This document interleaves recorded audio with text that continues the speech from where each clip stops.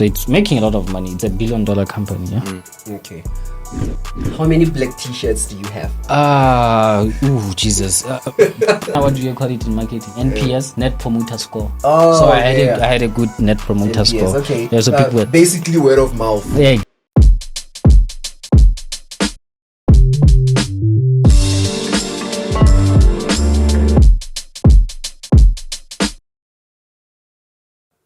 Welcome to the pod. No, that's not how it's done. What is up, guys? It's the MediaSpace Podcast. Welcome to the podcast. We are supported and with Biggetto FM 104.0, and you can also listen live on www.biggettofm.co.ls. Yes, it's finally happening. The podcast, www.mediaspaceinc.com. That's where you can find anything that you need to know about the podcast, and we will be publishing everything about the podcast. And please help me welcome Mr. Thomello Matsasa in the studio. Woo! That's right. We have Mr. Thomello Matsasa in the studio. Before we go any further, how many black t-shirts do you have? Jesus. Probably I buy.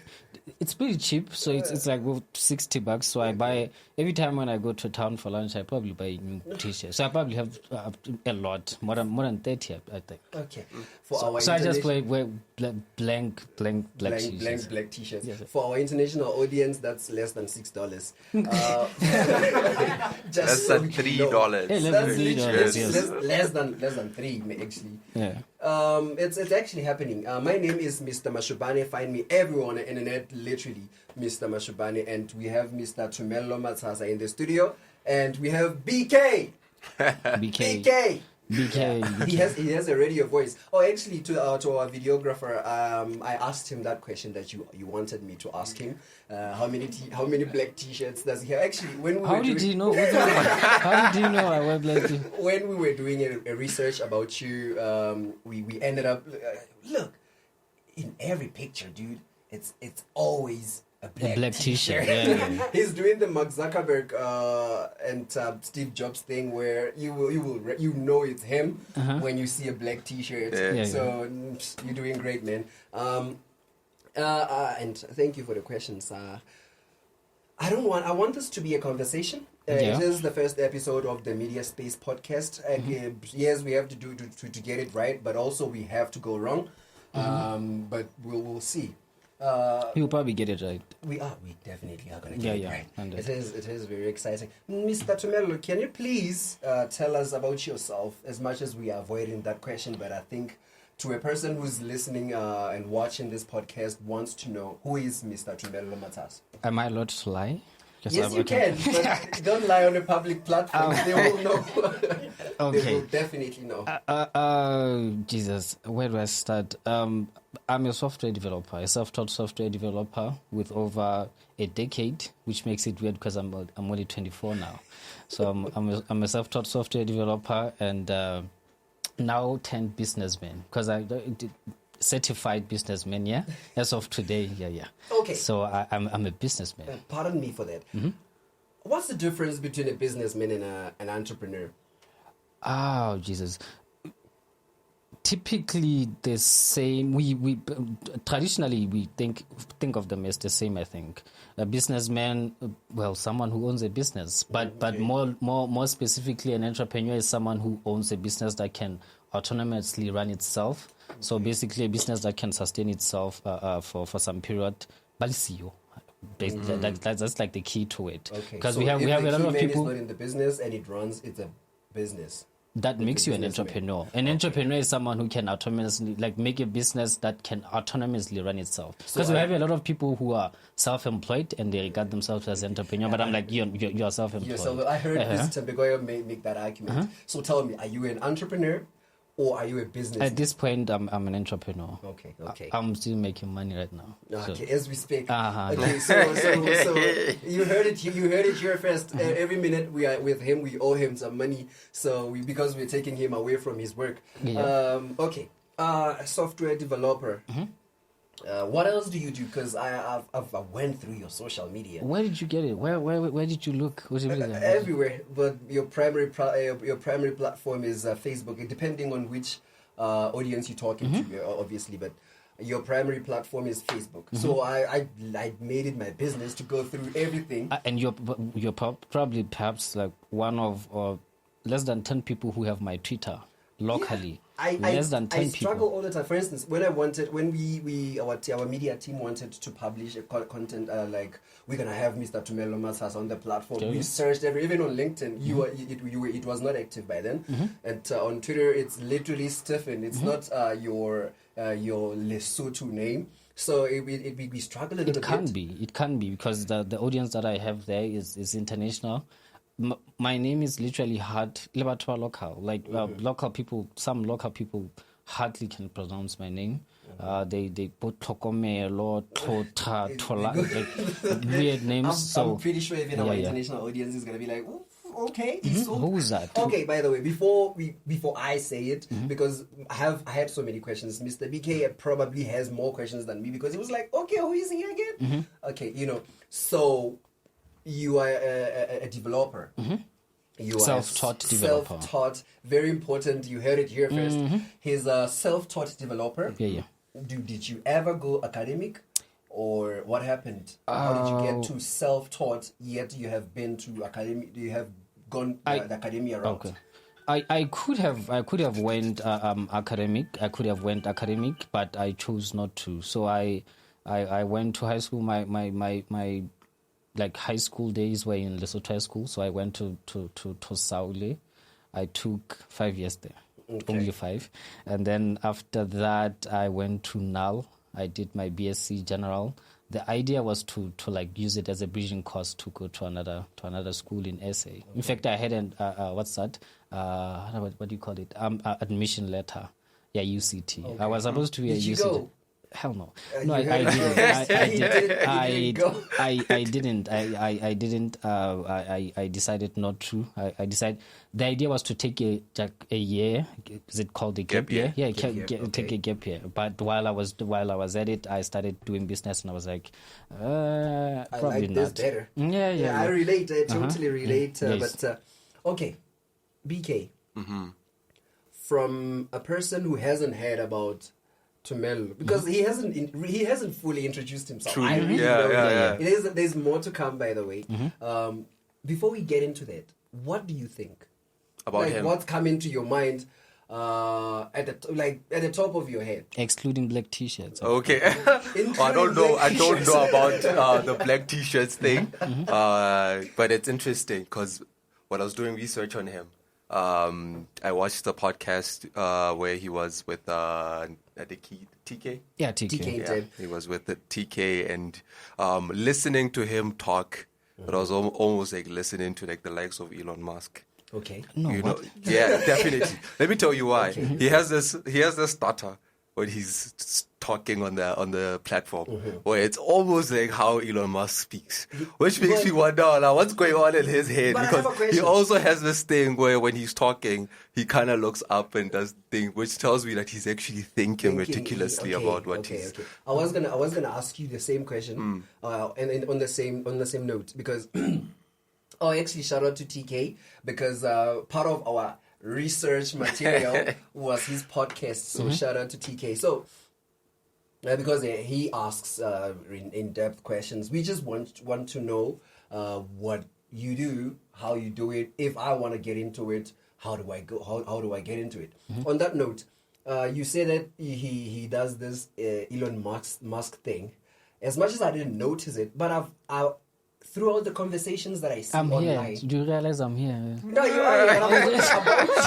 I'm here. I'm literally here. Okay, throughout the conversations that Mr. Thomello does, it's he's well spoken because he thinks through what he says. So I want to know, when I ask you a relatively difficult question, a question where everyone would typically say, oh yeah, no. For instance, I asked you about black t-shirts. You didn't say, yeah, I wear black t-shirts. You didn't do the Elon Musk thing. You didn't do the Mark typical Zuckerberg entrepreneur thing where they will tell you, yeah, I don't want to think about what I'm gonna wear.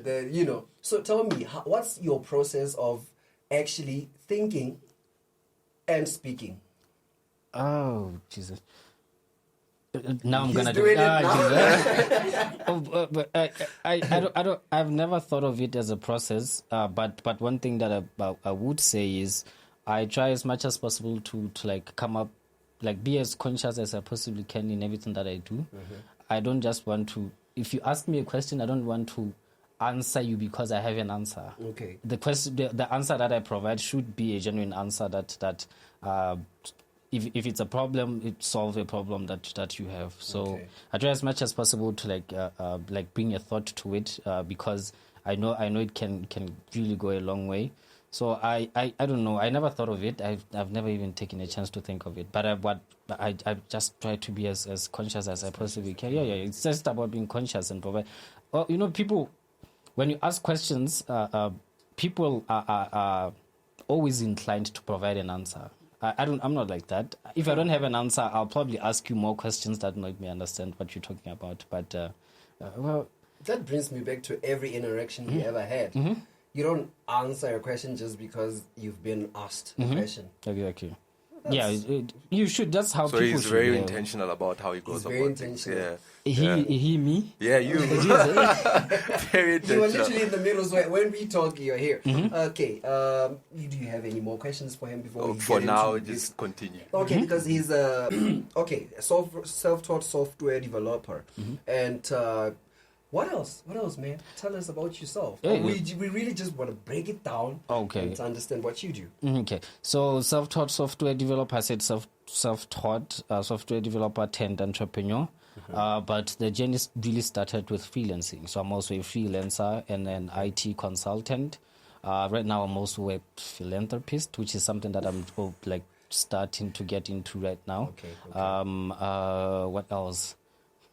Like that's pretty much it. I just own a lot of businesses, like especially in the AI and in the technology space. Okay, which is our main focus also. Mm-hmm. You currently did a workshop which I was part of, and it was amazing. He actually let me speak, which I was surprised. But he did a workshop where he was helping young people to make money online. That's how as simple as and as basic as I'm gonna say, but he will tell us a bit More about about the workshop. So please tell us, first of all, it's a workshop. We know the logistics of creating an event. It's hard. It gets hard sometimes. Matter of fact, all the time. Whenever you try to do an event, it always gets hard. So, knowing the logistics of creating an event and having it successful as it was for 2 consecutive days, as successful as it was for 2 days, you got yourself into that trouble just to give to young people. Why? Ooh, that's a difficult question. The idea really is just to create impact, I guess. Just trying to help as many people as I possibly can, because we have an issue locally. The issue is unemployment. So we have a locally huge in Lesotho, Southern Africa. Okay. So we have that issue.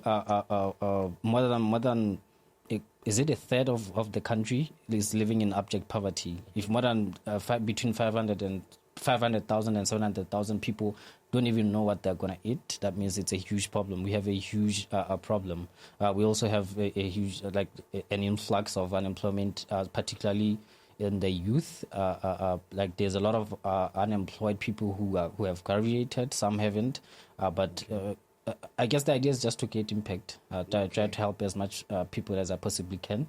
To what you said about it being successful, I think we held about more than 350 people, yeah? Which was a lot of people. It's like, whoa, I'm speaking in conferences now. Yeah, exactly. And we only had about 3 weeks to plan it. So in 3 weeks, that was all in 3 weeks. And in January. Yeah, exactly. So when people say we don't really have the money to join an event, he was like, well, I'm doing it anyway. Come into that. It's a challenge. Your relationship with challenges.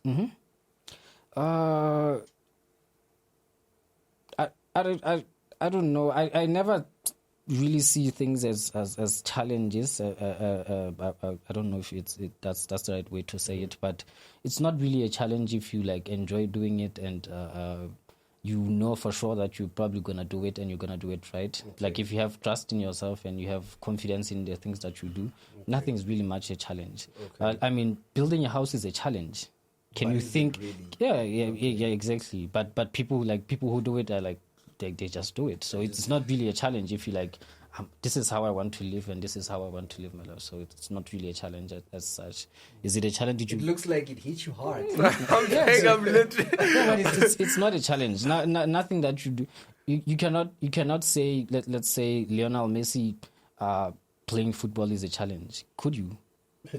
Do you think it's hard for him? Well, it's not. Effortlessly does it. Yeah. So it's not really a challenge. Well, of course, it is a challenge to anyone who hasn't done it. It was my first event, by the way. So, of course, there were things that I had to learn, like on the go. Okay. I didn't understand some logistics, but I had a great team. You were part of the team, so. I was part of the team, ladies and gentlemen. I know.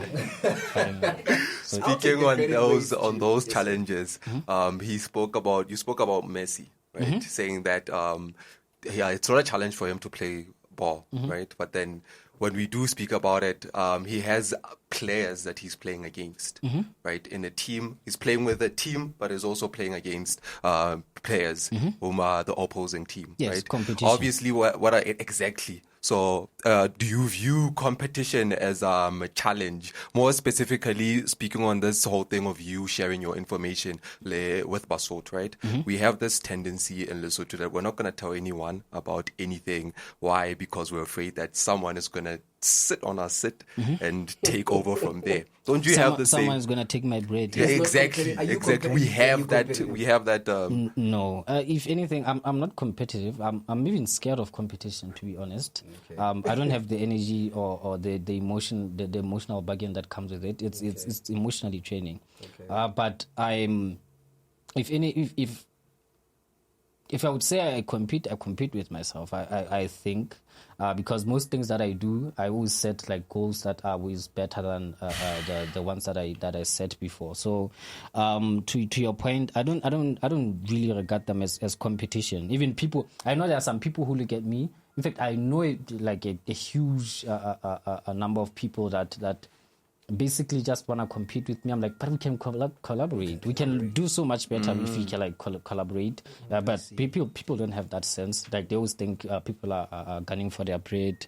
They want to sit on my seat. So it's really, really, really, really difficult, of course, to do certain things. But I never see it as competition unless I'm like. This competition, the only competition that I accept is the competition with the men in the mirror. That's very interesting. That's a winner's answer right there. Yeah, it really hits you hard. Okay, looking at you mentioned that you are a freelancer. Before I get into that, you mentioned that you did some work with the Nigerian government. Twice. Yeah, twice. How? Like literally a foreign government.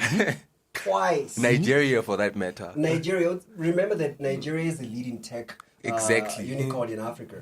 How? With over 200 million people, yeah?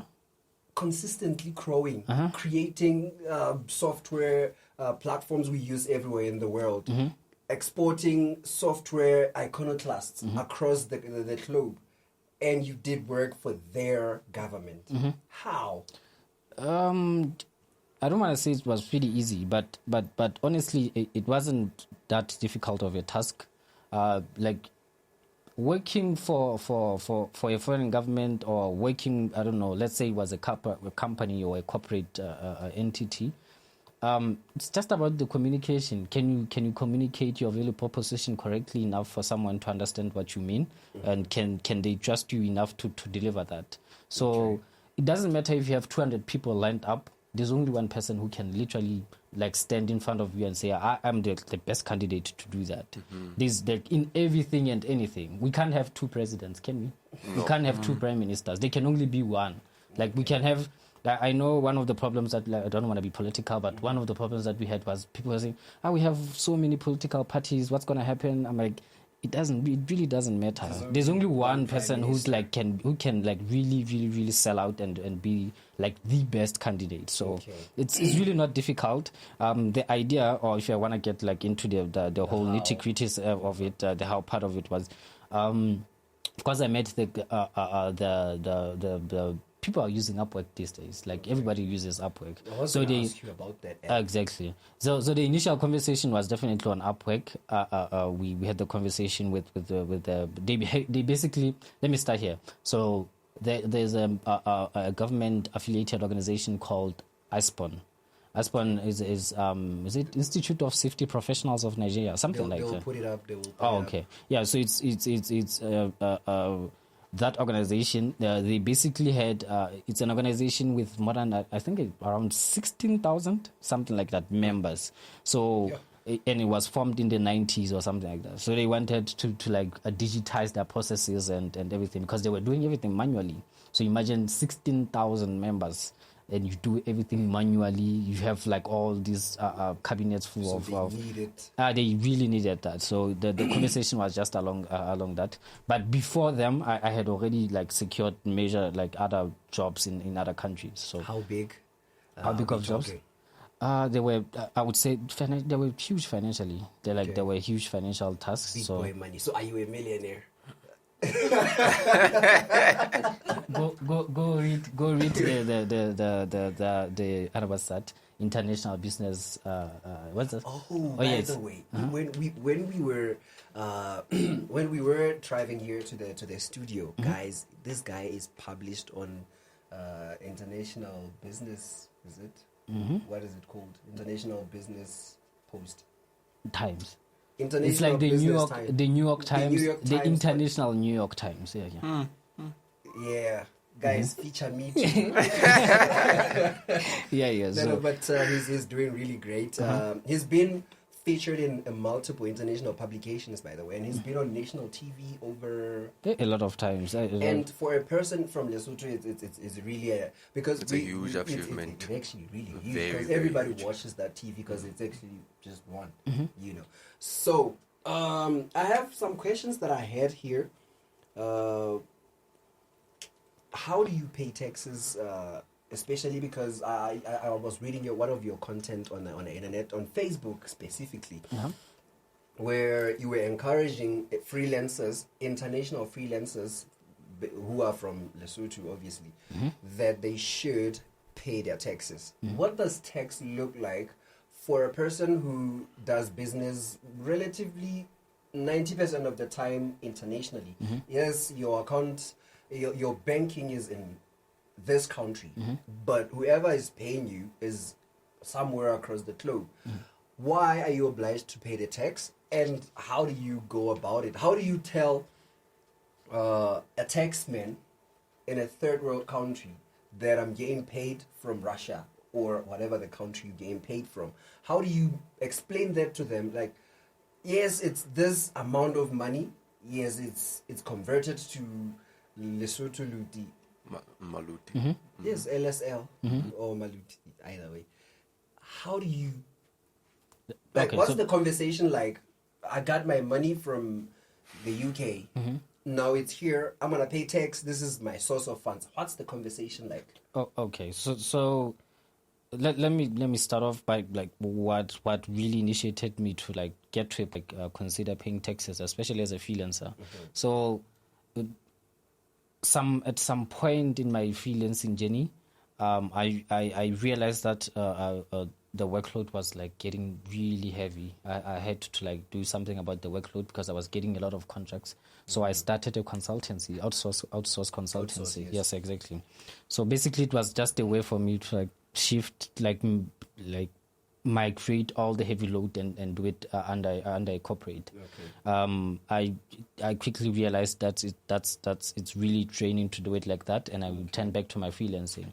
So what happened was, like the freelancing things really started to kick off. So like I was doing really well, and when you start doing well, like things like dynamics change, like things change really quickly. So even Upwork started requesting my tax information.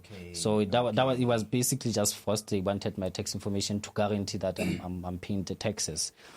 So to be honest, the conversation was kind of weird. It has never, I don't think it has ever happened, because the way it happens is locally, the people who pay taxes locally are we have people who businesses, basically just businesses. I pay my taxes. Exactly.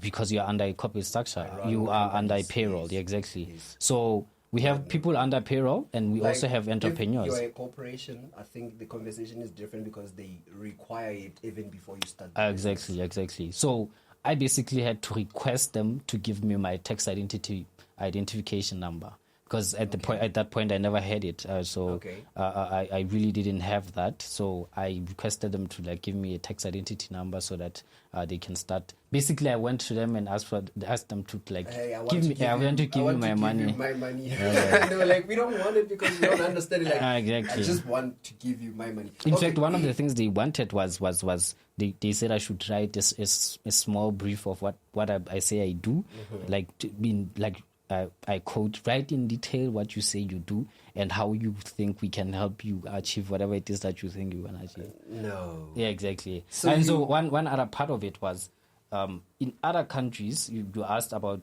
paying taxes in other countries. Yes. In other countries, taxes are kind of automatic. Okay. So let me make an example. When I sold the few businesses that I sold, Okay. automatically the taxes were deducted at the point of the acquisition. Okay. I didn't even have to bother doing the paying them back. And so I paid my taxes in the US. I've paid taxes in more than I don't know how many countries. Yeah, exactly. Okay.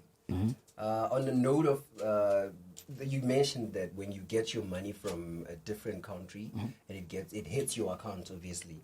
But what does it look like? For instance, you said you sold your first, when you sold your first business, because I think on the second sale and the third sale, you kind of get what you're doing. Mm-hmm. But in your first, you're like, hey, can I trust this person? This is so much money, because selling a business, obviously we're talking about many zeros. Mm-hmm. So now you're expecting that much, taxes deducted.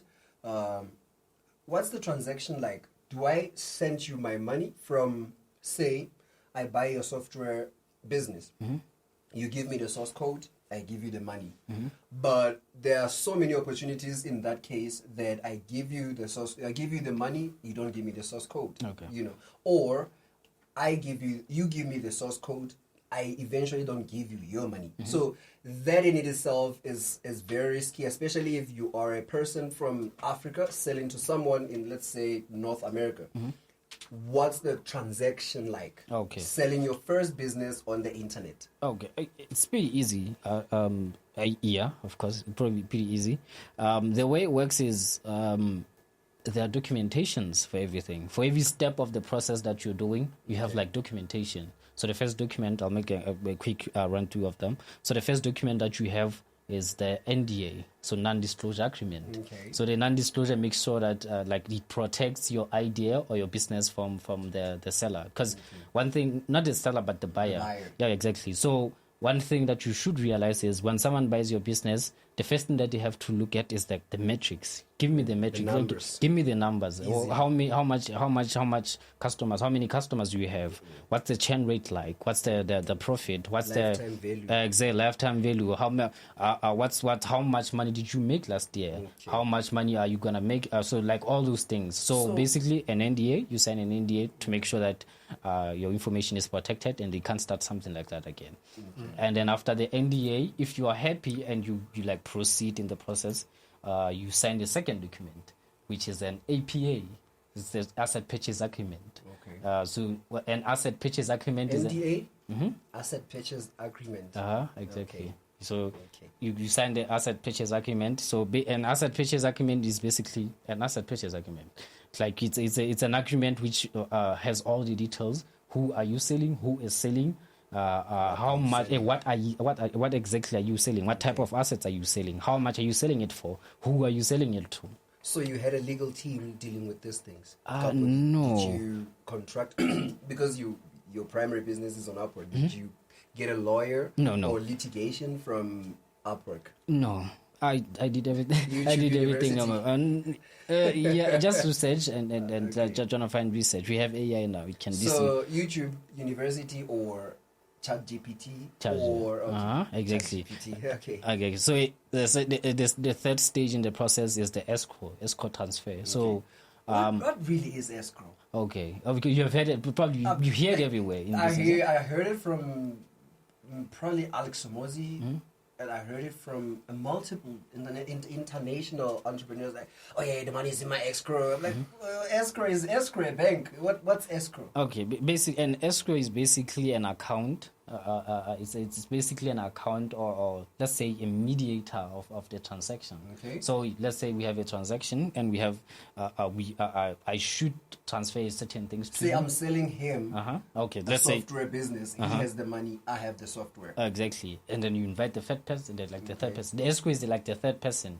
I take the money, and he transfers the assets. Once you're satisfied, you let go, like you release the money from the escrow. It's basically just a middleman sitting, like holding the money. Okay, what It's basically like a broker. Exactly. What if I'm a fraud? Because I'm trying to figure out a way we can protect our listeners from attempting to selling this to fraudsters.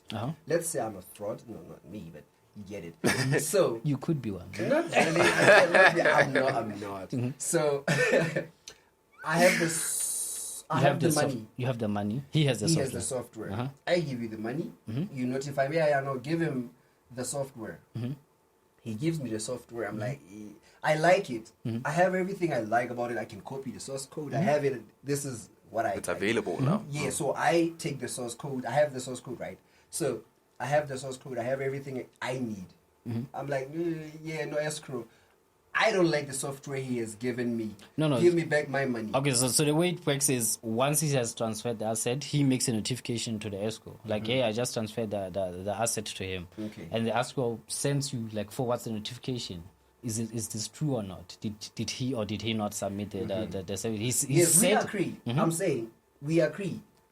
Automatically, he gives me the software. I give you the money. I give you the money. He gives me the software. It notifies you, And I then notify you notify me. Uh-huh. So that, and then I have a change of heart. Like, yeah, I have the source code, but do I really want to buy this?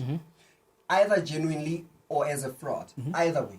Let's say I genuinely don't like the software. It doesn't do what it says it does.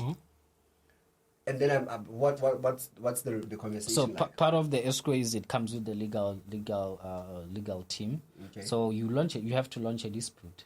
So you talk to escrow and you're like, okay, I'm launching a dispute because I don't think this is what I ordered. All right. So freelance, it happens in freelancing as well, and it has happened with me or to me in freelancing. So I basically made some work for a client. I notified the escrow, but the client went AWOL. Like they just disappeared on me. Yeah, I'm like, what's going on here? What happened? What's going on? After some few weeks, I'm like, okay, I'm launching a dispute. So I launched a dispute, and apparently something had happened to the client. Like something bad had happened, so they couldn't. Exactly. So what happens is the escrow service will write the client and be like, okay, we are giving you like 2 weeks to respond to this message. If you can't respond in like 2 weeks and provide, we are releasing the money. Okay, now that does make sense. So you if you're listening and you're trying to sell your business on the internet, you heard it. So, BK, not just business, by the way. You can literally property. Exactly. Let's say you're buying a car from the US. Instead of paying someone, tell them, okay, let's use an escrow service. Okay, I'll put the money in the escrow once the car is delivered. Is a company or it's a verb? Let's escrow it. We can like Google. Let's escrow it. It's a verb. I think it's a word. Okay. Yeah, but there's a company called escrow.com. Because I'm saying this, it's the time. We still have more, but let's say this. That's interrupting. But no, it's the time. We are an hour in, by the way. So I definitely do have a question. Okay. So there's something that you said when you entered in here, when we initially started talking.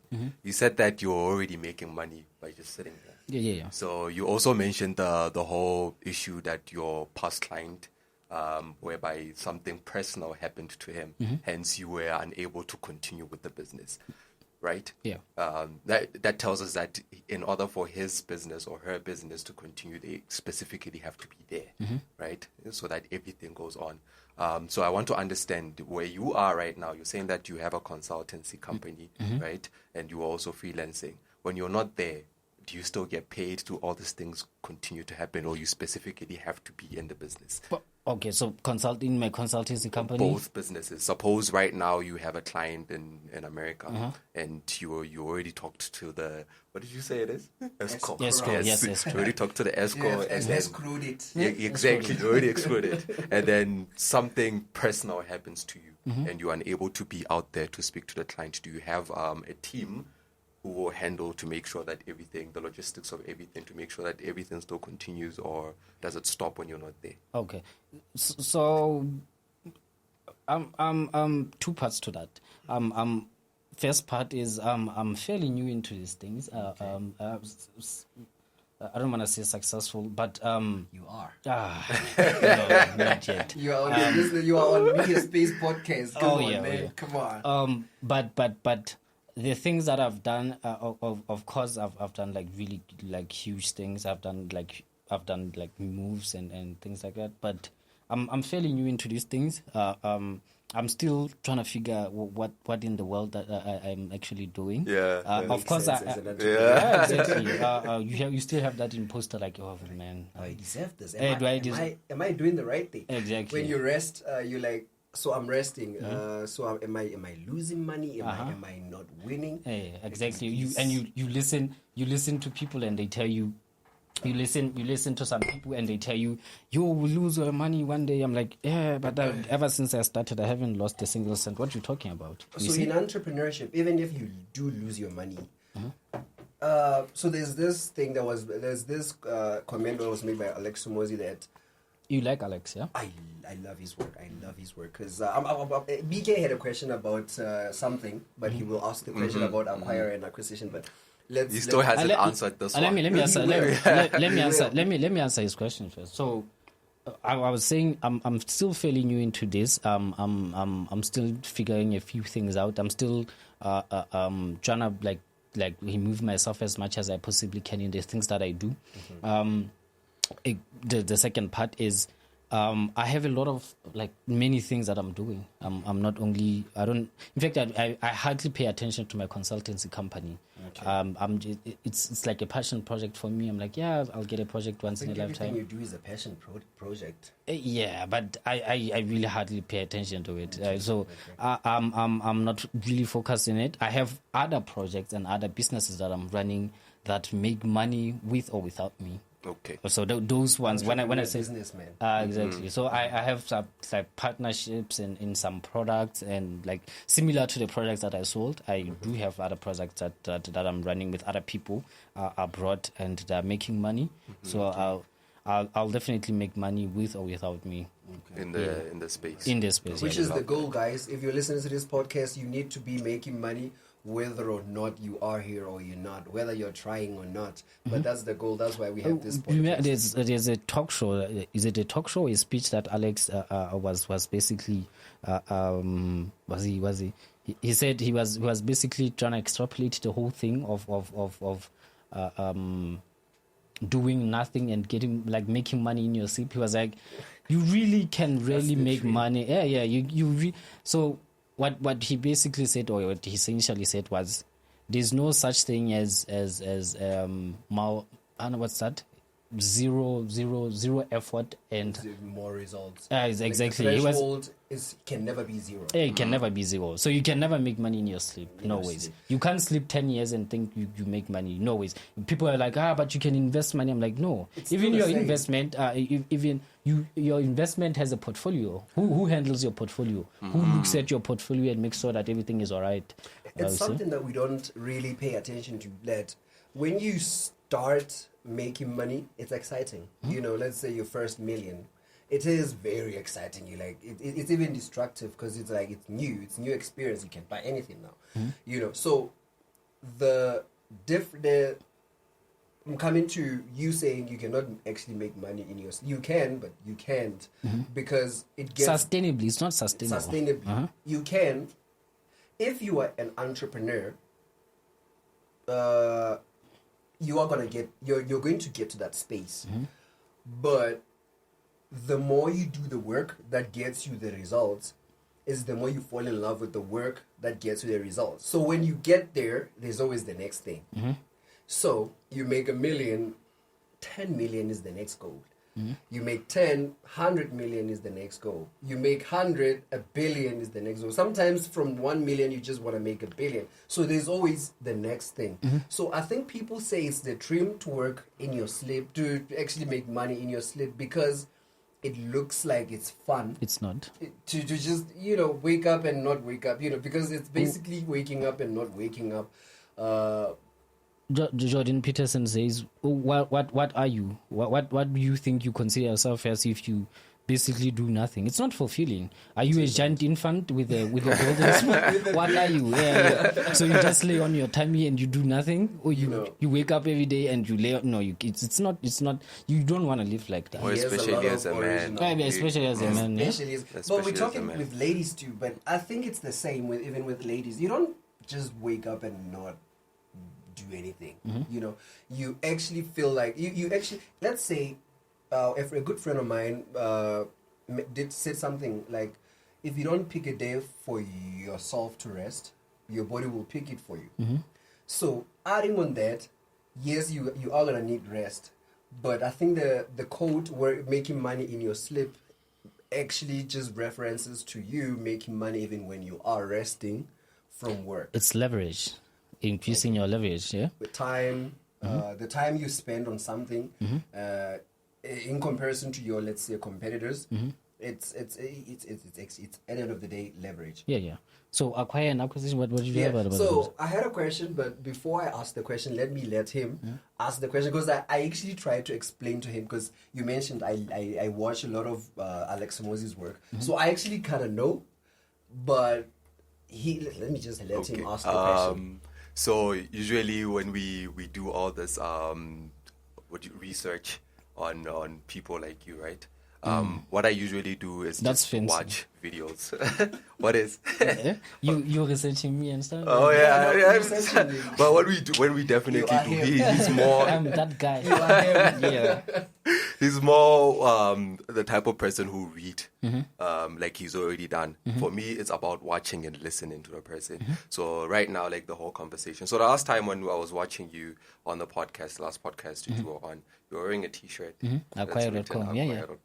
So I was like, okay, Alex Homosi, like he's already talking about acquisition.com. So I'm like, is it your own company or is it a different company? Are they related? Oh yeah, like, a lot was of people it inspired by him? A lot of people ask that question. So it's two different companies. Acquisition, and it's weird because they have similar logos, almost similar very names. similar. Yeah, exactly. No, it's not the same.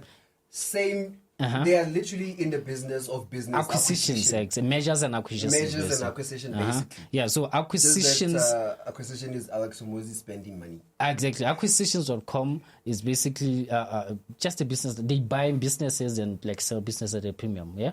But acquire.com is like a marketplace for companies. Like if you want to sell your company, well, you probably want to go and sell it on acquire.com. So basically, acquire.com is this huge platform that connects buyers and sellers. Yes.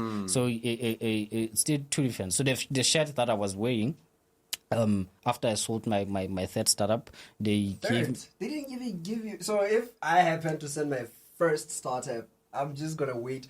And I'm gonna print it myself. I know. Probably they wanna be sure that what do you wanna be. What is it? Is it lab? Yeah. But I get the what. Yeah. So they basically wrote me an email and said they want to like congratulate me and send me merch. They call it swag. Yeah. Acquire.com swag. Yeah, they say we're gonna send you swag. Swagoo. Yeah, so they gave me swag. Creators listening to this, you invented that word. You did great. Yeah. Now companies are using it. Luckily it was black, so in alignment. T-shirt. You wear you. In alignment. Okay. Yeah. How many black t-shirts do you have? And this one, they probably knew. Do you actually choose? Because I've realized that with merch, they say, oh, we have 3 options. We have white, we have blue, company color, we have black. Which one do you want? Or did they just give you a black They used the law of the average. If you wanna buy someone something just black. Give exactly. Yeah, for me, whether a girl or a man. I'm so glad you haven't asked me about blue. Oh no, I did ask you about blue. He uses blue. Look at this, it's blue. Okay. Everything is blue. Okay, I told you that I will answer that question on the pod. He asked me, why is every company you either involved with or run or affiliated with have blue in the branding? And I said I will answer, and actually it's blue in here. Oh yeah. So blue, because I have when I was a kid, I didn't know what my favorite color is. So when other kids were playing, what's your favorite color? I don't have that, by the way. A favorite color? Yeah, but just try to make it make sense. What's your favorite color? Black. Like, nah, black is boring. So like a typical peer pressure conversation. Okay, black is not a color, so we are changing it now.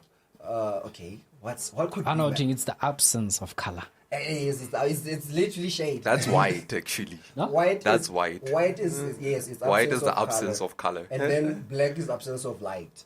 Is it really? Okay, back to blue. It's all the colors combined. Oh, yeah. Yes. So I chose the color blue because I landed on a color. This one is literally a feedback from other people. Black. Is that why they say the sun is white? Do you know the sun is white?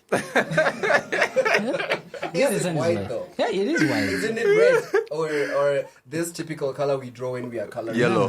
Yellow. Or White- orange. No, the sun is has the combination of all colors. Like if you take a prism, Okay. prism, and then Saying you, that actually, exactly. okay, because even if these lights have those colors, Exactly. Okay. Okay. Back Go to on. blue. I really want to tell you this because it's funny because I don't have that a good reason to have blue as color of my businesses, you know.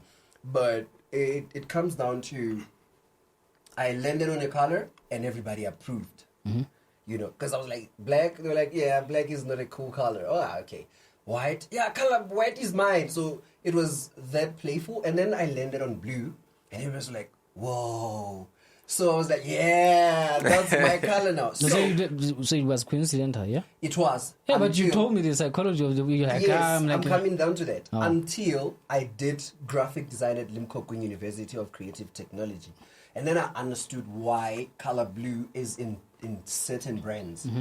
And why the color white and, you know, different colors in different brands. And then blue, coincidentally, happened to be a color that resonates with all the brands that I work with. Trust, you know, confidence, etc. So, yeah, a bank typically has a blue color. Typically. finance. Law, marketing. We are in Jesus. marketing. Yeah. The podcast, we are corporate, but we are laid back. You see where I'm going with this. So the color blue just was coincidental, but after doing a lot of research around marketing, doing marketing, being in the marketing business, running a marketing agency, I realized, okay, so blue just works. Because I don't know how many times I've been inclined to do red, because red is exciting. He actually wanted us to do red. He actually I love He red. likes shooting red. He actually does Red? video and photo, so he likes shooting red. Hey, they're kind of bright. Not the camera. Blue. I Yeah, find- with the camera. Not the red. Oh, camera. yes, Not yes, the red, video. yeah, Okay, yeah. okay, the video camera. Yeah. Okay. So I was like, oh, well, let me do blue, and blue just sticked with me because now I love blue. I actually really love it. As I love black because everybody says it's cool to love black, but I love Who blue. says it's cool to like black? Well, everybody, even all the graphic Is it because I wear black shirts? Okay, Elon Musk. But You can never This go is wrong okay. with So black. I was doing. This is the guy who owns Acquire.com, by the way. Andrew talk- Gazdecki. Yeah. We Oh, talk. you talk. Okay. Yeah. 100%. In fact, Introduce me. my I have an acquisition on the way, by the way. Is it Sebeletsa High? Yeah. I can't. Actually, it's, I haven't by the way, disclosed he that. has created an AI. Yeah. I'll Yeah, put product. out the link up. Okay, but this was it. Like read this. I just went ahead and made an exception for you. So basically now So we you have a gain relationship special now. treatment. Yeah. Hey, Andrew, if you watch this, I need special treatment too. Yeah. But no, that's really good, man. You're doing great. Okay, Upwork. Let's say Upwork crashes. Do you see yourself getting into Fiverr, people per hour, and other platforms? No, they are not even my primary business anymore. I'm doing them to like show people how it's done now. Okay. I really have no interest in doing Just them. continuing doing. Yeah. So I'll probably not do anything. I have a Fiverr account. Okay. I have many other platforms accounts, but I really hardly ever use them. I basically have them just to experiment how they work. The disadvantages they have compared to Upwork and things like that. So if Upwork crashes, which is hardly ever going to happen. Too big to fail? Yeah, it's too big. Remember what happened to Silicon Valley Bank? Hey, Jesus Too big Christ. to fail? Never ever say that again. Yeah, but it looks kind of stable. And the thing about it is, it's like its timing is so perfect. I don't want to say it's perfect, but it's like it's the right time to work from home. Yeah, exactly. Okay. So it handles everything. After COVID or pre-COVID or post-COVID? All of them. Okay. It was already doing well. I think it was already a unicorn before COVID. Okay. So right now it's just increased, like its revenue numbers just skyrocketed significantly. Yeah. So it's making a lot of money. It's $1 billion company. Yeah.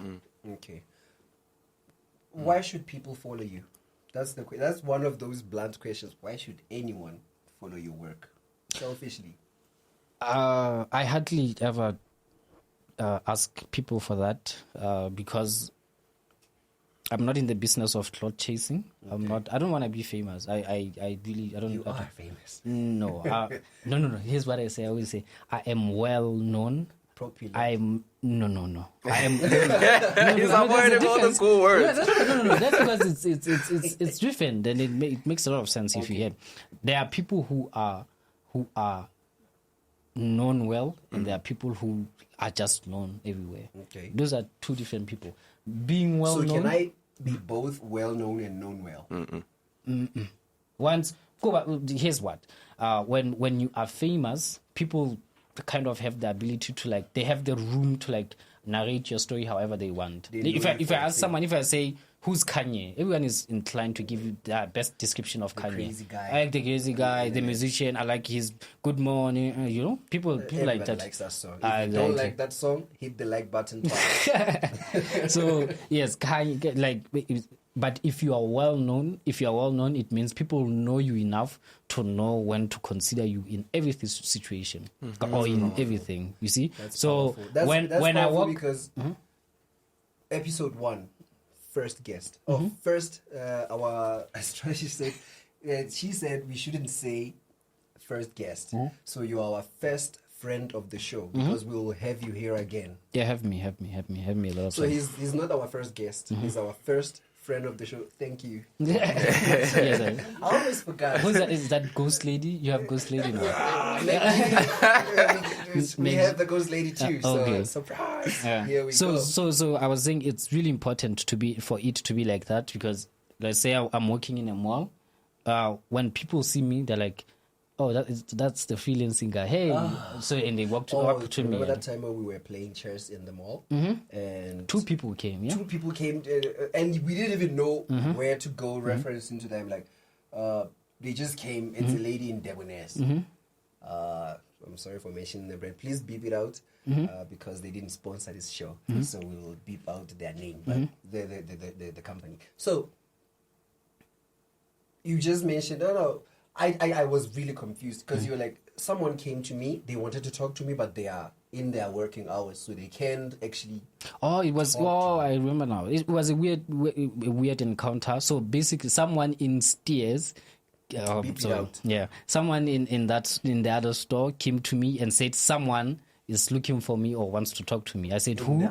In the other company. So I went back to that one. That guy. I went looking for that guy, and that guy was like, no, it's not in my company. It's the other company. So you're telling me you're not famous? No, it's not fame. No. I don't think. I hope it doesn't get to that stage. I don't want it to be like that. Okay. Why is everybody who is doing well against fame? It's bad. You hardly can do anything freely. Okay. I can hardly enjoy my meal publicly because people are like, hey, I made a post. Why is a beggar, yeah? Exactly. In your comment section. Exactly. I'm like, right now I said I'm gonna play chess and pool. It's so hard for me to like go to the establishment because once I learned, people are like, hey man, can we talk about freelancing? I have this thing. I'm like, but I'm here to enjoy it's my your brand. It is your brand. People ask me about marketing and advertising everywhere. Yeah. By the way, I have this business. Can you show me how to do it? Like, come on, hang out. Come to the office tomorrow. Come on a Tuesday. They don't want that. Come on a Tuesday. Don't want that. Mm-hmm. And they get like people. They don't like that. People want your attention and they want it there and then, which is kind of sad. I think what he's saying actually makes sense because, for example, let's speak about someone who was not famous before but was actually well known. You have a radio voice. I'm hearing your voice. And like,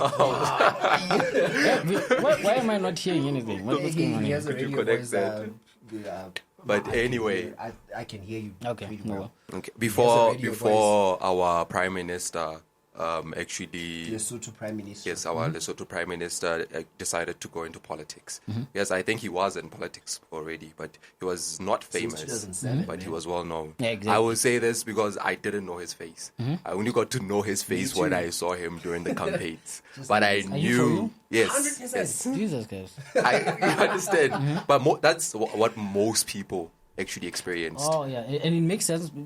Like most people that came to my to their workshop were like, they didn't even know I had like Facebook where I share information. So how do they know about the podcast? They probably had it, like they had it somewhere, like from somewhere. For someone. Someone share it. So there's this thing where you get to learn to make money online. Come through. I'm going there tomorrow. It's this much to get in. And what do you call it in marketing? NPS, Net Promoter Score. Oh, so I had a good Net Promoter NPS, score. okay. Yeah, so people basically word of mouth. Yeah, exactly. Yeah, when someone hears about it and tells 10 other people, and 10 other people tell, it's compounding actually. Yeah, 100%. So the question that I was asking is that basically what you're saying to me? Or? Yeah, 100%. You knew him and you knew everything that he did, but you hardly ever saw his face, but you knew him. And it's kind of weird because when you are well known, people always feel like they know you. Like, you remember that? I'm like, no, I don't know. No. Having a relationship with you was actually easy because I was like, I kind of know 30% of things you do. Before I actually approached you, like, oh yeah, by the way, we have this thing at MediaSpace Inc. We are going to do a podcast and we'd like you to be a friend of the show. It wasn't as hard as going to Kanye West and say, hey, we have a podcast. He's going to be like, who are you? Yeah, exactly. And it goes with entitlement. People who are famous have that sort of entitlement. Like, who are you? Why? What do you So now I see why you say you're not famous. So what you're afraid of is actually people putting you on a pedestal. No, I don't want that. In fact, I said it today. I think nobody wants that. Oh no, people want that. Most of us definitely do. Huh? Well, people do. People do so weird things for fame. They do until their family starts putting them on a pedestal. Because now they don't treat you the same. Your other brother is not treated the same as you, the famous brother. If you know what I mean. Yes, they want it. Yeah, the public. Yeah, they want that. They want to be influential across the marketplace and everywhere in the world. But have you seen things that people do for fame though? Okay. Nowadays, especially on TikTok and this other short form. Okay. But a thing about it also is, I told this to someone. I said, your 60,000 followers. In fact, my 10,000 followers are way better than your 60,000 followers. Because it's probably about robots. Exactly. Not even robots, but it's basically just it's random. I just follow you because I see you everywhere. Exactly. Who are you? Why should I listen to you? You have nice photos, but when it comes time for you to capitalize on the opportunities or you having followers, then it goes sideways. That's why people have 100,000 followers but can hardly ever sell 10 chickens. We talked about this in your master class, in your workshop, where we were talking about people who start doing comedy on social media, on these platforms, and then they start introducing your product, and then if you look at the matrix of them doing the thing that we know them to be doing, and then compared to them selling and introducing your product, it's very sad to see it, because Exactly. you see like they have like 1 million reactions and engagements and comments. Whoa, this dude is really funny. Is preposterous content. He tries to sell a chicken and he gets 5 likes. Yeah, You're like, what happened? Why is it like? Yeah, So that brings me down to social media consistency. As much as it gets boring. Doing content that's consistent gets boring for you, not for your audience. Because if I'm doing content that's consistent, that means I know if I want to consume content about building a business from 0 to 100 million, I watch Alex Somozi. I'm not going to find him talking about sports. So that's the consistency. That's the best part of consistency. Here's what I would say. I don't even know if that was a question or you are creating context. It's just context. Yeah, exactly. But the thing about creating content is, if you know why you're doing it and you understand your basically your exactly, you creating content is like a vessel for you to like express yourself in someone. Exactly. It's not really about you to, like, trying to gain attention. Alex doesn't do those things for you to like him. Okay. He doesn't even care. He hardly cares. Value, really. Exactly. That's why we did this. Exactly. MediaSpace Podcast. Because really, why are we spending this much time just talking about valuable things? You know. So it brings me down to I was saying about the consistency of the content that you put out, and then people find that your social media content on let's say Facebook, if you start talking about something else, let's say for now we know you of, oh yeah, by the way, I'll come back to my other question. This one, why do you give out free business, 100 million worth businesses on Facebook for free? Like if people, this is me pitching that you go follow him on Facebook. Oh yeah, he shares valuable business ideas on his platforms. Why?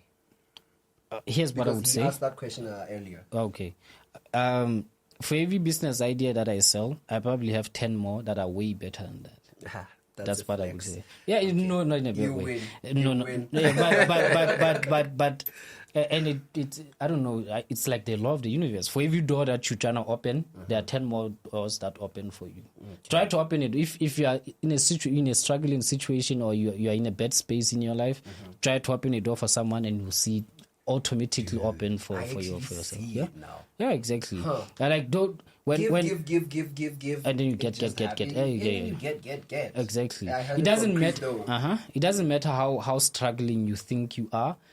If you are in any sort of situation, try as much as possible to try to help someone, and you'll see that it eventually works out for you more than it did for them. So I share those ideas because I also don't have the time to do them. I have my own things that I'm doing, but I realize opportunities, and I'm like, can I maybe I should share this. I probably share so much ideas. Because one day you mentioned that, well, if I cannot do it, I'm not going to keep it to myself, because it might change someone's life, and when they actually execute on it, which was really powerful, by the way. How does one become you?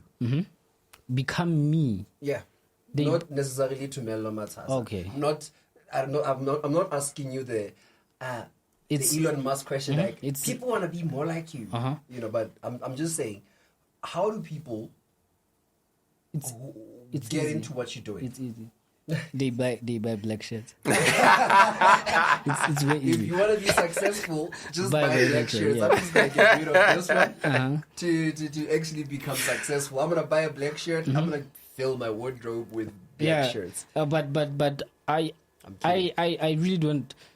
If I were to be honest, I really wouldn't advise anyone to do the things that I'm doing. Okay. Because one, they are difficult, like they are really, really, really difficult, and they require a lot of energy, a lot of restless nights. Of course, on the surface, it looks fun. It is. The benefits of doing it are fun. If you like money, you'll certainly enjoy it. But it requires a lot of energy. Honestly, it's draining, and it gets worse with time if you don't look or at least manage it very well. So. But on if you're asking how people can get into businesses and doing all these things, it's pretty easy. You just have to do them. You know, people have a problem of doing things. I don't know why. Do it. Hey, just do it. Just do it. Yeah, just do it. Nike. Just do Nike. it. Yeah, Nike. Just do it. That guy, the guy with from Transformers movie. Oh yeah. Oh yeah. He's like, Just do it. Shit. Okay, you were making a point when we were on our commute to the studio that entrepreneurs don't tell you the hard side. Yeah, I of was it. actually about to ask Yeah, that yeah. question. It's actually a two-part question, but I'll start with this one. The first is paint us an idea of your daily routine. Okay. I think that's where we should start. That way we get to picture how would one adapt to Mello's daily routine to achieve certain results. Okay. My daily routine. Is it as random as mine? It's not. No, I don't. No, parts of it are random. I try to keep it as random as I possibly can some days, but it doesn't work. So my routine is easy. It starts with a morning walk. I've been taking morning walks for every day for 5 years now. Okay. Every so day. It's a thing. It's not something that you took up when you started being successful. Yeah, exactly. Okay. So You heard morning it walks here, guys. every day, morning walk, morning and evening walk. So I take a morning walk as early as I possibly can. 5 is fine. And then I also take another walk around these times, 6 p.m. So one in the morning, I take a walk. I come back. I take a cold shower. I come after the shower. I have coffee, and then what do I do? I read something if I feel like I need to read something or watch something. Yeah. I read a lot. I just find something valuable to look at, and then what do I do? And then I start my day. I just basically just look at the things. Called you for a podcast. Well, I guess I'm going to the podcast today. Yeah, the last thing that I do in my day or after planning my day is to have social media. I hardly consume social media in the morning. I don't like That's it. the second question. Yeah. Okay. Oh, well, you were telling us about your daily routine, typical daily routine. Yeah, not so something that's after that, fixed. my day begins and I start working consistently until I get tired. I don't rest when I'm tired. I rest when I'm Done. done. What? That's scary. No, That's just work until you deliver. Really, really. yeah, exactly. Okay. Exactly. Did I? And I forget don't know people have this weird set goals, Set daily goals, have a goals. to-do list, No. stuff like that. I have a to-do list. I learned it from Andy Frisella, where you have at least 5 important things that you have to do, and then when you knock them off, even if it's like 11 a.m., just Do go. you know what I do? I don't regard them as goals. What I say is, we always have something to do, yeah. Like you always have something in your mind to do. What I regard them as is you have to bring them into your conscious, because you always have They're already there. They're already there. already there. You just have to bring them into your conscious mind, so that you're like conscious. You are aware that you have to do those things. That's what I do. I'm like, okay. And I do that on my walk. I'm like, where are we? Where are we going? What should we do? What has to happen? Who should I call? Who should I meet? So that Actually, they are like here. I was telling the ladies at the office, I recently discovered this thing where I love music. I blast music all the time. But I've discovered this thing. It brings me to your point where I just don't play music in my car when I'm driving to the office, because I've realized that it's when the ideas are just coming in. It's like the excitement to work it substitutes the excitement to the song that you're listening to. I don't know if that makes sense, or I'm just a special case, because I've realized that ever since I stopped playing music in the morning and going to the office, When commuting, yeah. yeah, the commuting, I literally just have more ideas. Like the weirdest ideas you'd never think of. I'm like, what if someone did that? What if someone, even a walking billboard? I I probably think about weird things when Okay. when I'm commuting to the office. I probably wouldn't know because I work from home. So I wouldn't. So that's why you take morning walks. Yeah, exactly. I wouldn't quite know, but there's one thing that I would say is there is always this moment in a day where things, they call it the alpha state, yeah. Yeah, where you are in your like alpha. Exactly. You are in your alpha state. It happens. Is it the alpha or Deep something? work state. It's Something like that. Yeah, it happens to me. Alpha when- brain waves. Exactly. That's, yeah, when you're like more able to like clearly think about things. It happens in the shower. That's why they say Yeah. $1 million ideas come in the shower. So For some kid in Africa is like, I don't have a shower. Well, when you're bathing, really. Yeah, basically when we are focusing on mundane tasks. when you're doing something which doesn't require your brain to do much work, but it's an activity that needs focus. That it happens at during those days. Awesome. And you're actually right, because it's also two spaces. When you're walking and when you're taking a shower, because I take walks. So It's meditation. You know, it's yeah, meditation. yeah. More I told especially- someone I meditate. They said, "How do you do it? How do you cross your legs?" I'm like, "What? No, I don't cross my legs." It's not about that. It's not How do I about go? that. Hey, how do you cross your legs? I'm like, no, I don't cross my legs. I walk. Okay. I walk. I've Let taken a me- 5-hour walk. Pardon me for interrupting you. Okay, on that daily routine part, you told us about the walk and everything. I think already we can already see that your kitty sounds very different. It sounds actually better. Thanks so to I would our say, audio engineer. Thank you very much. so to me it sounds like for the past 5 years you're already building habits that are said to be winning habits. Right? Were you intentional about them, or is it just one of those things that you were lucky enough to adopt? Say, for example, maybe your father was like a soldier or something like that. No, I didn't even have a question to father. ask. Huh? Yeah, I didn't even have a father. But I would say it probably happened coincidentally. I don't want to say I consciously thought or I premeditated the whole thing. I guess it's part of growing. You realize, or you when you grow, you like learn the things that work. You sort of learn the things that work for you, and you like stick to them. So I no. That's my short answer. It wasn't planned. It wasn't. I didn't even think of it. It just happened.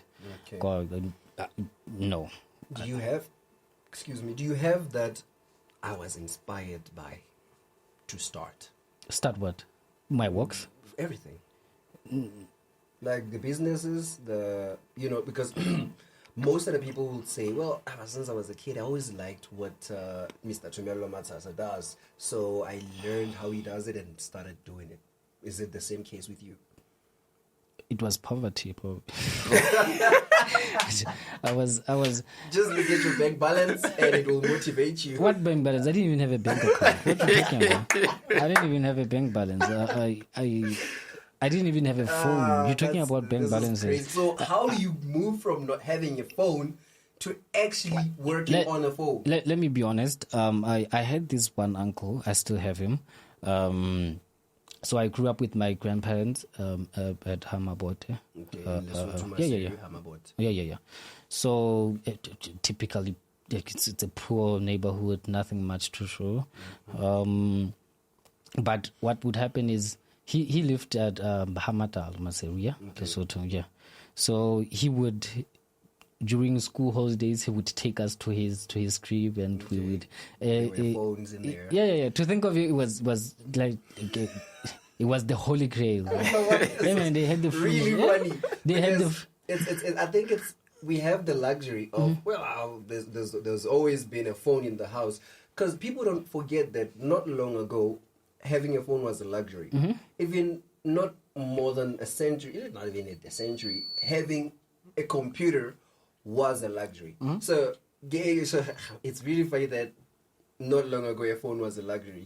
And back to your point. Yeah, but for me, it wasn't a phone. It was probably food. I was like, oh, they have Look at that. They have a refrigerator. Big fridge, They have a fridge Oh, with food. with food in it. So they store food in So that. you just go to the fridge and take whatever you want. Look at the cabinet. The cabinet that's is full. crazy. We had Please don't Kellogg's. slip out me saying going to the fridge and getting food. That's crazy because they're gonna take it out of context. I mean, it was luxurious, but they basically, and I was saying to think of it, it wasn't even a fancy lifestyle, but it was way better than the way we lived. So, I guess it's just like keep going there, and it builds, like it built.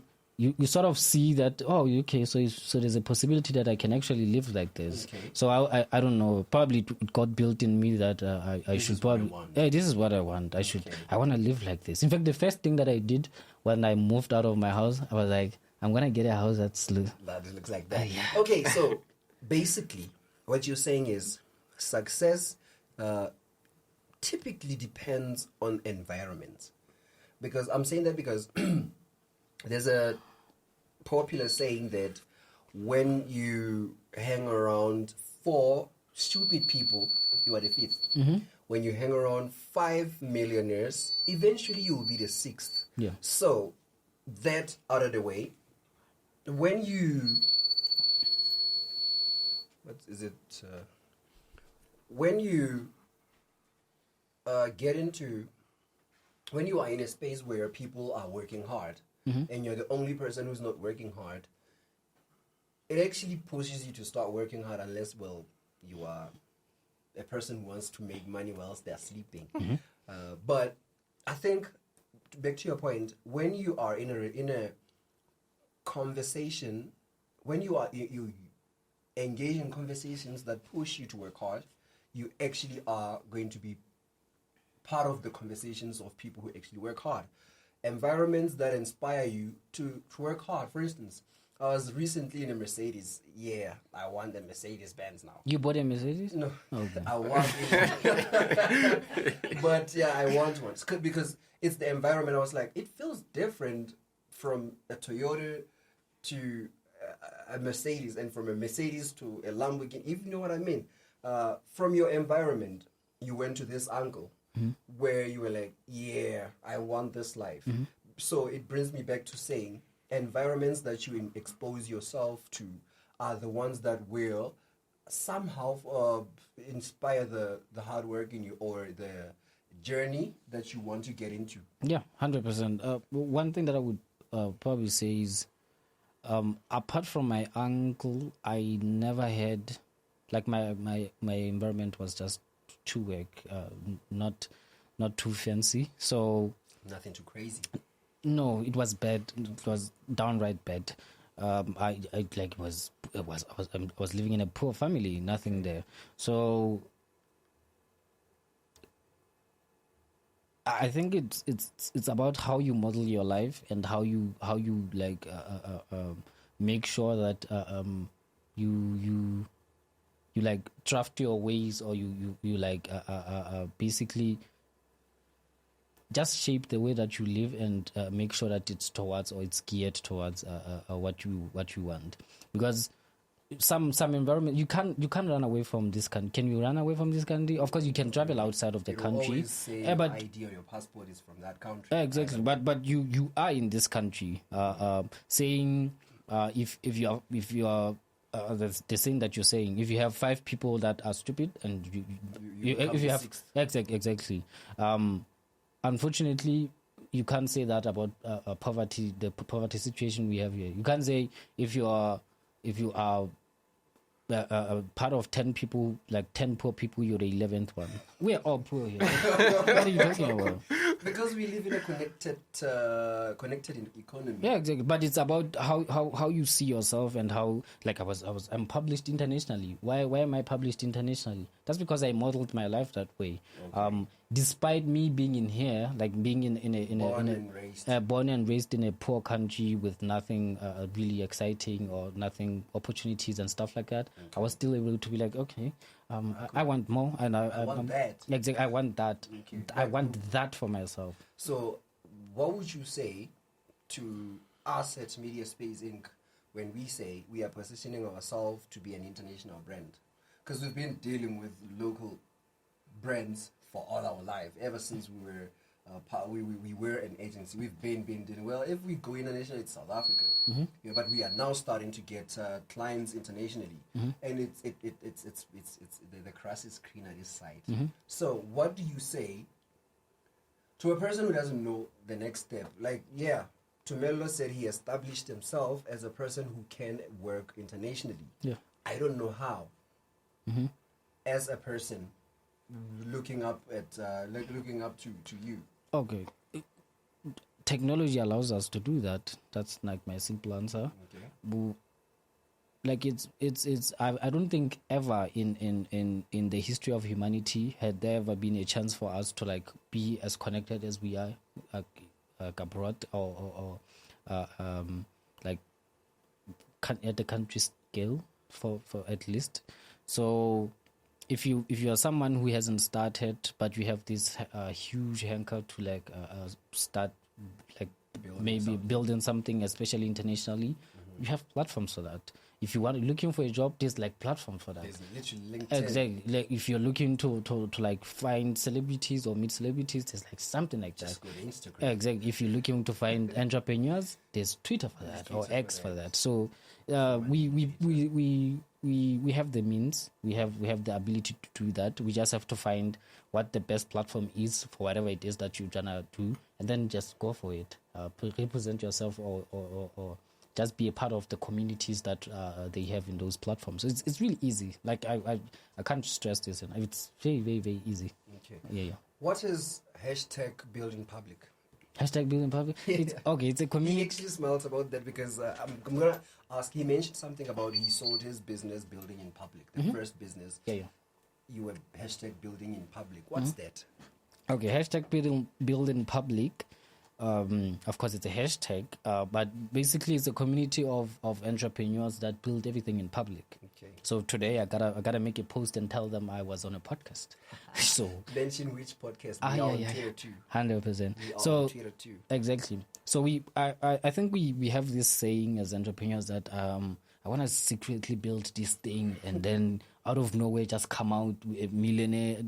That's not how it works. That's not how it works. You people should know who you are, what you're doing, how you're doing it, why you're doing it, Why what should you we are. follow you? Exactly. Where should we buy from you? Exactly. What So makes you an expert in this field? exactly. So build in public is just a community of entrepreneurs that like build in public. They help each other. So if you have a question, you post your question. If you have like in fact monthly, most of them who are doing incredibly well, probably millions of dollars. I haven't got into the space, but most of them even broadcast or post their revenue numbers. They're like, okay, this month I did 800,000. Okay. I'll probably get beaten for it locally. You're like, yeah, no, we want it. Like, we want it. Yeah, like, why are you really bragging? Why are you braggadocious? Who cares that you made 800,000? I'm like, but I'm trying to show you the possibility that comes or the possibilities that are available. So it's just the community that does that. Yeah. And I like that you're actually touching on this because it's very You related have a to the radio question. voice, dude. I'm actually listening to him like, damn. Thank you, brother. It's very related to the question that I asked you earlier. He should do voiceovers, yeah? He should do most I'm of our actually voice getting over. into them okay. now. Yeah. So I'm gonna dip in my voice. I'm gonna start like, yeah, welcome to the podcast, guys. It is okay. Look at this phone. Can you say what's up, everybody? Welcome to the MediaSpace Podcast, but in that voice. How about we Let do me it? tell you. Yeah. Welcome. Welcome, everybody. Go ahead with the question. What's up, everybody? Welcome to the MediaSpace Podcast. You want me to do it now? That's your question. Yeah. Okay. No, Before do I it forget and it. then ask the question. Before I forget You it. won't forget. Okay. He's already saying, What did you say? welcome, Say again? everybody. Welcome. Say, what's up, everybody? Welcome to the MediaSpace Podcast. So we'll clip it everybody. out and use it all the time. Okay. What's up, everybody? Welcome to the MediaSpace Podcast. Jesus Christ. Yeah, we're gonna use that before you forget your question. Yeah. So I was saying, I I asked you a question because what he's talking about, the building in hashtag build in public. Yesterday, I was actually having this conversation with my partner where she was stating that I'm not supposed to. We have a salon, right? So the salon is connected to other businesses. You mean Camilla, yeah? Yes. So the walls are not particular. They're not those types of walls. So they're not. What do you say? Is it insulated or yeah? So she was saying to me, do not stop telling me or stop talking about our plans in this space because there are a lot of people listening. Walls have ears. Yeah, walls have ears. So I'm like, okay. So every time when I'm building something, I'm coming up with something, you expect me not to say anything or talk about it because you're thinking someone is gonna Steal the idea, or even bewitch for that matter. People hardly steal ideas. Have you seen that? People hardly steal ideas. True. They never execute on them. No, they can't. They can't. At least they can't think the way that you are thinking, or they can at least do it the way. Exactly. So that's where I'm asking is, I like the whole idea of you building everything in public. So I want to understand, when do you decide, okay, I think now it's time for me to tell people more about whatever it is that I'm building, right? Do you tell them right after you do it, or you tell them while you're doing it, or before you do it, while it's in the idea stage? Okay. So I have like two like parts of two parts to the question. The first way that I do it is I just do it. I don't care who's listening. I don't care their reaction. If I'm gonna work on something and it's exciting and I feel like everybody should know before I even accomplish it, I will tell you. I'll tell you. I just made a post like a few days where I said I'm buying 50 computers and I'm opening a consultancy. What's that? A freelancing consultancy firm. You mentioned who cares? Like. A good part of it, people don't realize this. When you say things like that, it doesn't matter how huge the goal is or the milestone is. The good part of it is you basically get like people interested, and they're like, oh, we want to support that. Imagine if I go now to my followers and I tell them, can you guys please contribute $100 towards that idea that I said I'm building? People are going to be like, oh, yeah, 100. Definitely. Yeah, exactly. So it's really important for you to do that. And then the second part is, depending on how huge the goal is, I don't want to excite people about, I don't lie. I don't like lying. I don't inflate my success. Exactly. I won't tell you I'm going to be on Forbes and I'm lying to you. I'm like, no. Why? Exactly. In fact, this International Business Times publication that I did weeks ago, I said That's I'm going to... the only one I didn't know about, because I know about the one that's coming. Exactly. So you should, I would say you should do it. It doesn't matter how you do it, but you just have to be careful not to like inflate it enough for it to like be huge for you. Okay. So the problem is a lot of people... But we are marketers, There's the book by Seth Godin, All Marketers Are Liars. Actually, it's only because we say all marketers are liars because we inflate everything. Yeah, really, you inflate really the value proposition always. Yeah, no, it's this fried chicken thing. Yeah, when we put out the videos out there, they're gonna look like, oh, you saw that thigh, it's so big. But you're not gonna, when you buy the actual thing, it's, spend my money on this, So, yeah, you're right when you say we shouldn't inflate the messaging. Yeah, exactly. Don't inflate it, or at least don't make it too hard for you to accomplish it. Okay. Like, don't put out a goal too big for you to like. What about dream big? Yeah, dream big. You aim for the moon, you might miss and meet the stars. Yeah, dream big doesn't mean you should make yourself a public display of stupidity. You should it doesn't mean you should like publicly display how you think or how you like your thought processing. It just means you should dream big, but don't lie to people, or at least don't sell a dream that you don't yet own. You're not willing. Exactly. In fact, before I'm quite anti-social. I'm not a very social person. Well, I'm socially outgoing. I love conversation and having conversations, but I'm introvert. I'm extremely introverted. Most things that I talk about. Many successful introverts. Oh yeah, exactly. Yes, conversational. Yeah, exactly. Stuff to themselves. So before I started sharing my things on Facebook, what I used to do was I used them as announcement funnels, things like that. So I would go on social media and be like, hey, look what I just did. Like if you go back to my Facebook, luckily, go back to 2013, like that's like 10, 11 years ago when I had my Facebook. Go back as far as that, you realize that I just used it, the platform to like announcement. Hey, I'm learning this new thing. Hey, I'm starting my new business. Hey, I just offering announcements. It's only in recent times that I actually start telling people my thing. It's not even half the things that I'm working on. Like just to excite people and to let them in on what I'm like, fill them in. Don't let your audience outside. Okay. Like yeah. Because they're following you for a reason. Exactly. And there's an opportunity in PR, by the way. Yeah. Yeah, I was gonna get into it because it's the first episode. We're still figuring a lot of things out. Okay. So my question: we here at MediaSpace, we love PR. You know, because we love PR, obviously, we want to ask you.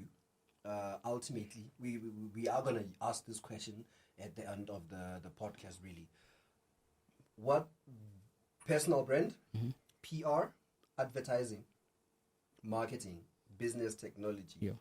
How do you use them every day to enable you?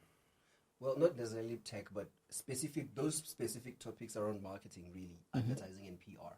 How do you use them for you to be enabled, for enablement to do what you do every day? Okay.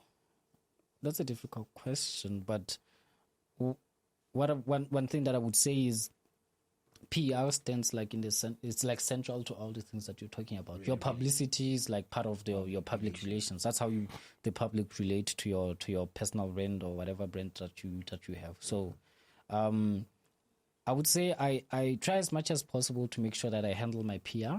If you had people that handle your PR, he's doing really well. He doesn't need us. Exactly. Handle your PR. In fact, I have a PR. You know this. I have some people that I'm hiring that are working on his PR, by the way. Yeah, exactly. So that's impressive. Yeah, you should have a PR. You should handle your personal PR. brand. Exactly. If you're a personal brand or if you are a company or whatever it is that you are, you should handle your PR because ultimately a business or a brand or personal brand, whatever it is that you are, relies its success or it working relies on the public and how they see whatever it is that you're building. If you can't handle your PR, we have the case here locally, a very weird case. Yeah, where someone doesn't know how to handle their PR. They're just all over the place. Exactly. So you should handle your PR. You should. You have to actually have a PR. In fact, one thing that I would say also is PR. There's something called a PR portfolio. Everyone should have a PR portfolio. Yeah, you should have a PR portfolio. Handle your PR portfolio. It's as important as the work that you're doing as a company. In fact, as a company, if at the start you probably don't have work, or as a brand or as a person, you probably don't have things to like share as of yet, as part of your PR portfolio, or not as part of your PR portfolio, but as your general portfolio. Let's say you're starting a company, MediaSpace company. At the start, you don't even have work to show of like parts of the things that you're doing. But if you have had an interview with someone or you made about this, you talked about this somewhere, exactly. You can actually reference to that. Exactly. I'm an expert in this space. Exactly. I'm gonna get a lot of let me make this. These publications, these US based publications or international publications that I have. So he's leaving, guys. Use him while he's here. No, I'm not leaving. But he is. I'm gonna. Here's what I'm gonna do. I can easily reference to that and get way like many investors on board. Just using that. Yeah. My introduction the Forbes, effect. Exactly. You're like what number is this? The title of your email is like International Business Times published. Forbes 30 under 30. Exactly. So it's really important. Like you should handle your PR. Okay, guys, that's time. I have a few questions. Just don't answer them in a so that they can actually comment and ask questions that we can actually answer with time. But I have one question.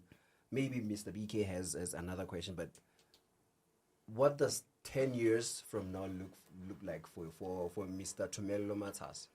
Ooh. Exciting, I think. How old will I be? 34? Yeah. Yeah. Well, that's I'm very young. No, that's not really old.